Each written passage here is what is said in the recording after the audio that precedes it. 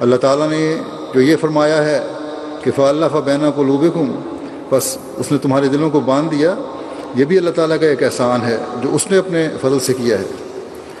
اور یہ فضل اس بات کا ایک مومن سے تقاضا کرتا ہے کہ آپس میں بھی اس احسان کے بدلے ایک دوسرے کے ساتھ پیار اور محبت میں بڑھیں، ایک دوسرے کے لیے خالص ہمدردی کے جذبات پیدا کریں، تبھی حقیقی مومن کہلائیں گے، تبھی اللہ تعالیٰ سے کے حقیقی شکر گزار کہلائیں گے۔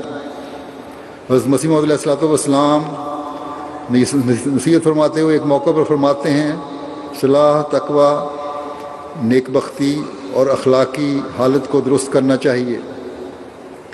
مجھے اپنی جماعت کا یہ بڑا غم ہے کہ ابھی تک یہ لوگ آپس میں ذرا ذرا سی بات پر چڑ جاتے ہیں۔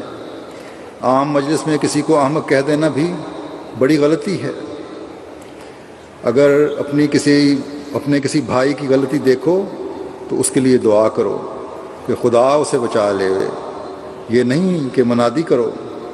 جب کسی کا بیٹا بد چلن ہو تو اس کو سردست کوئی ضائع نہیں کرتا، بلکہ اندر ایک گوشے میں سمجھاتا ہے کہ یہ برا کام ہے، اس سے باز آ جا۔ بس جیسے رفق، حلم اور ملائمت سے اپنی اولاد سے معاملہ کرتے ہو، ویسے ہی آپس میں بھائیوں سے کرو۔ اور خاص طور پر عہدیداروں کو یہ بات یاد رکھنی چاہیے، جس کے اخلاق اچھے نہیں ہیں، مجھے اس کے ایمان کا خطرہ ہے، کیونکہ لیکن اس کا یہ مطلب بھی نہیں کہ باقی نہ رکھیں، عمومی طور پر بھی میں کہہ رہا ہوں۔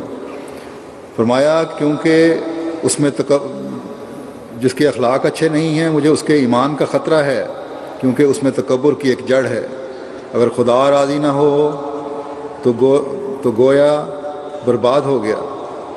بس جب اس کی اپنی اخلاقی حالت کا یہ حال ہے تو اسے دوسرے کو کہنے کا کیا حق ہے؟ خدا تعالیٰ فرماتا ہے، أَتَأْمُرُونَ النَّاسَ بِالْبِرِّ وَتَنْسَوْنَ أَنفُسَكُمْ وَأَنْتُمْ تَتْلُونَ الْكِتَابَ أَفَلَا تَعْقِلُونَ۔ کیا تم لوگوں کو نیکی کا حکم دیتے ہو اور خود اپنے آپ کو بھول جاتے ہو جبکہ تم کتاب بھی پڑھتے ہو؟ آخر تم عقل کیوں نہیں کرتے؟ اس کا یہی مطلب ہے کہ اپنے نفس کو فراموش کر کے دوسروں کے عیوب کو نہ دیکھتا رہے، بلکہ چاہیے کہ اپنے عیوب کو دیکھے۔ اب یہ ایک بہت بڑی بات ہے، اگر خود انسان اپنا جائزہ لینا شروع کر دے تو بہت سارے مسائل اور فساد ختم ہو جاتے ہیں۔ چاہیے کہ اپنے عیوب کو دیکھے، چونکہ خود تو وہ پابند ان امور کا نہیں ہوتا، اس لیے آخر کار لما تقولون ما لا تفعلون کا مصداق بن جاتا ہے،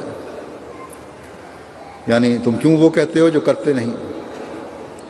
فرمایا اخلاص اور محبت سے کسی کو نصیحت کرنی بہت مشکل ہے، لیکن بعض دفعہ نصیحت کرنے میں ایک پوشیدہ بغض اور کبر ملا ہوا ہوتا ہے۔ اگر خالص محبت سے وہ نصیحت کرتے ہوتے تو خدا تعالیٰ ان کو اس آیت کے نیچے نہ لاتا۔ بڑا سعید وہ ہے جو اول اپنے عیوب کو دیکھے، ان کا پتہ اس وقت لگتا ہے جب ہمیشہ امتحان لیتا رہے۔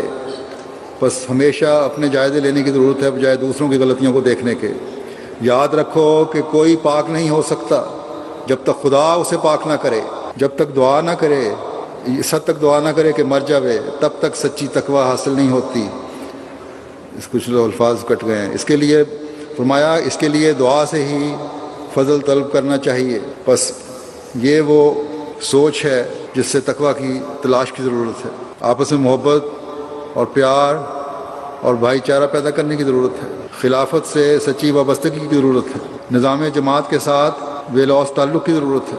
اللہ کرے کہ ہم ان معیاروں کو حاصل کرنے والے بن جائیں جو حضرت مسیح موعود علیہ الصلوۃ والسلام ہم میں پیدا کرنا چاہتے ہیں، اور ایک ہو کر اسلام اور احمدیت کی ترقی کے لیے کوشاں ہوں۔ اب وقت تیزی سے قریب آ رہا ہے کہ مغربی ممالک میں بھی انشاءاللہ تعالیٰ اسلام اور احمدیت کے پھیلنے کے دن ہیں، اور اس ملک میں انشاءاللہ تعالیٰ اسلام نے بڑی تیزی سے پھیلنا ہے۔ خاص طور پر جرمنی والوں کو اس طرف توجہ دینی چاہیے، لیکن اس کے لیے ہمیں اپنے اعلیٰ ترین معیار قائم کرنے ہوں گے۔ تاکہ آنے والوں کے لیے ٹھوکر کا باعث نہ بنے۔ اللہ تعالیٰ ہمیں اس انقلاب کو دیکھنے اور اس میں حصہ لینے کی توفیق عطا فرمائے۔